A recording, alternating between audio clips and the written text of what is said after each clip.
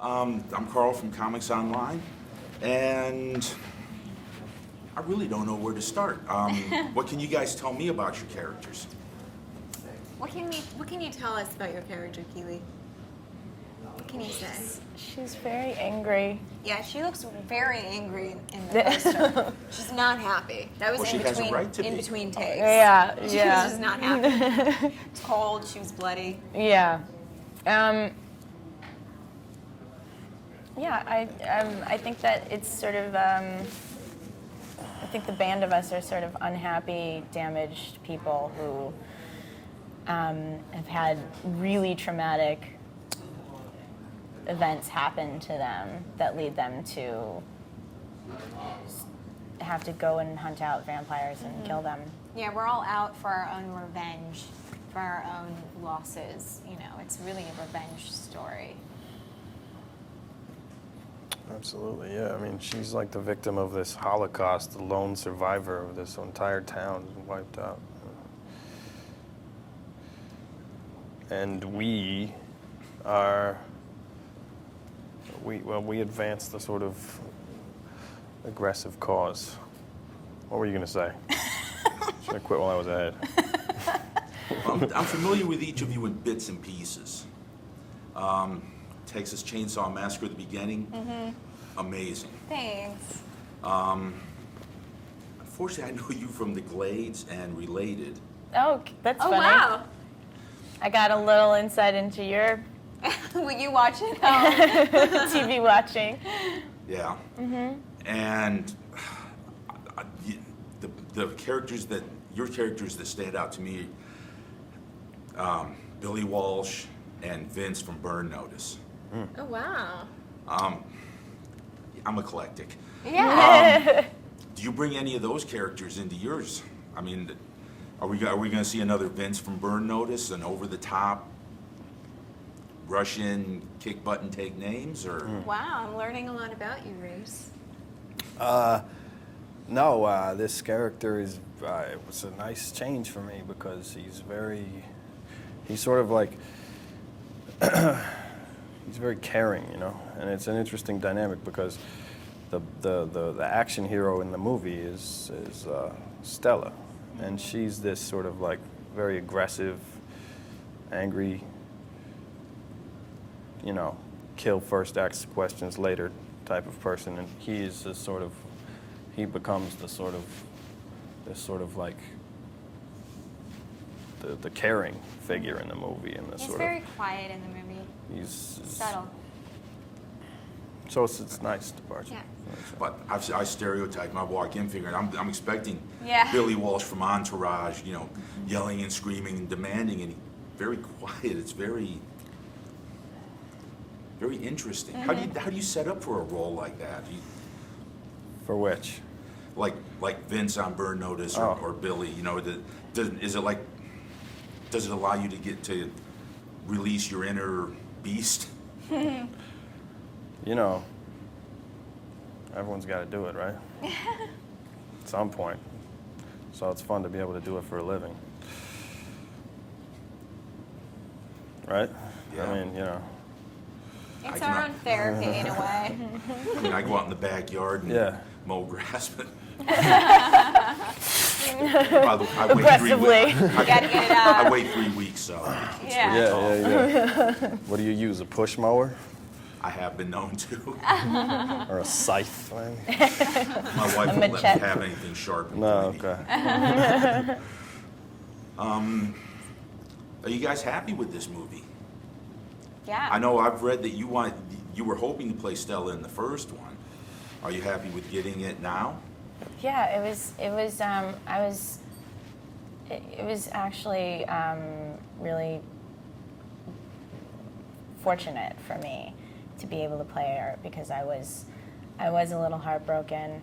Not a little. I was heartbroken that I didn't get to play her in the first one. So it's very rarely do you get the opportunity, if ever, you know, to play that character that you missed out and they made a movie and somehow that person isn't available and you get But to do I it. think Stella in this movie is way more interesting than the first one. Like, there's a lot more for you as Stella to do and explore, and like she's so much stronger than the first movie. Yeah, she's completely changed based on what happened to her in the first movie. Yeah. And she sort of, it's through her eyes, this one, a little bit. Well, having read the comics, in the first one, Stella wasn't a main character. She just happened to be Right. the survivor. In the second one, she's the main character. Yeah. Which I actually find very interesting because you've got other people that you've got to build a dynamic into. Right, right. So I mean, I'm very intrigued by this movie. I mean, I love the first one. I'm really looking forward to this one. Yeah. Yeah. Can't wait to see it. I loved the first one, and it's interesting because they are completely different movies and looks and production and the whole thing. So it kind of it is kind of interesting to take a more not a background character, but somebody who's just much more supportive sort of character, and then highlight that one and have people sort of hopefully follow that person's journey.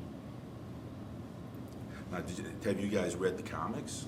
Yeah, they handed them out on set. Everyone was excited about that.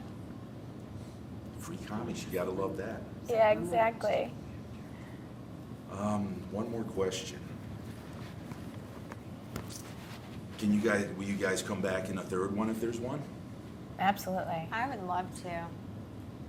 It's not really possible for me, but maybe I can come Is back. that a spoiler alert? Maybe I can come back as like something not as human.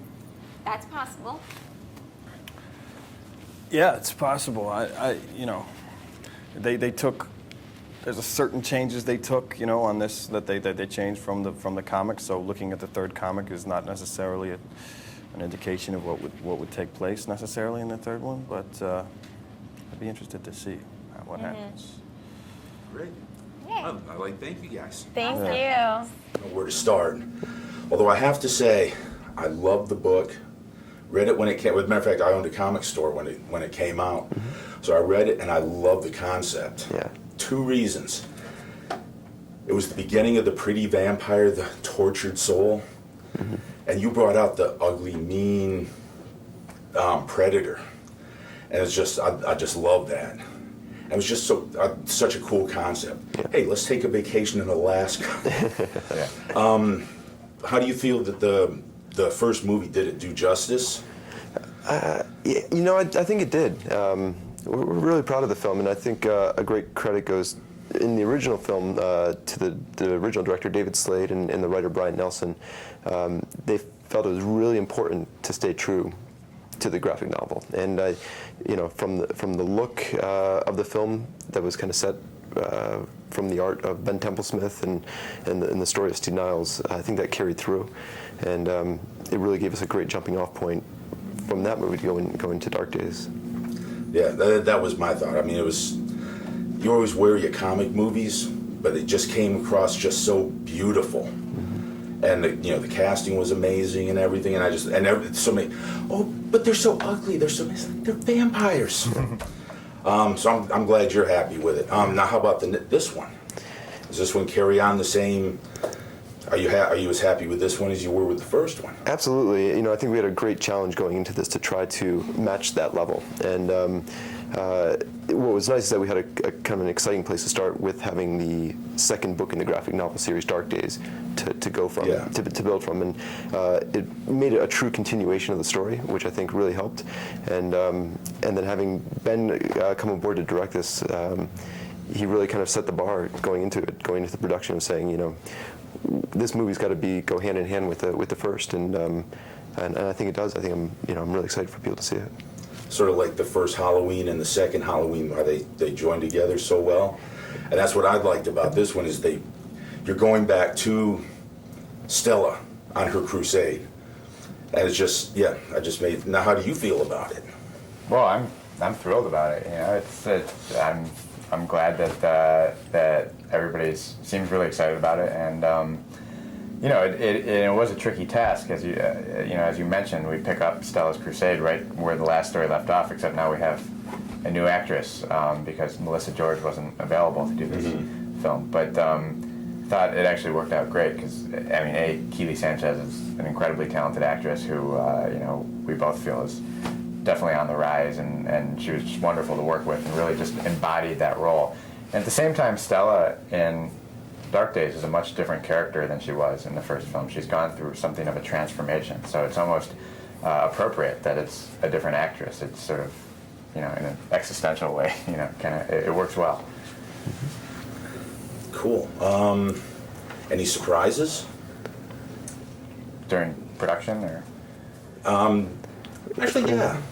Yeah, no spoilers. Anything really jump out and surprise you about the way people took to this? You always hear about people who, I played this part and I lost sleep or something. Right. Yeah. There were a lot of surprises in our short schedule. It was amazing, actually. A lot of days it was just like, really, this now. We definitely our cast and crew at one point got ravaged by swine flu. That did not help our schedule or making our days. But there's some amazing people working up there in Vancouver, and they really pulled it together and helped us get through, and we finished the movie on time. So crisis averted, but it was a pretty. There were some bleak days there. There were some dark days. Now, why was there no theatrical release? Yeah, from the inception, when the studio set out to make it, and it was just based on the success of the first film. There was definitely a strong fan base and a desire to make a second one, but at a certain point, they say, okay, this is the level we're going to make it at, and we just decided to step up to the challenge. And for us, I don't think we look at it as a DVD movie. For us, it's a continuation of the story. So. In every regard, and a great credit to Ben and that approach of saying, this movie needs to hold up, and I think it does.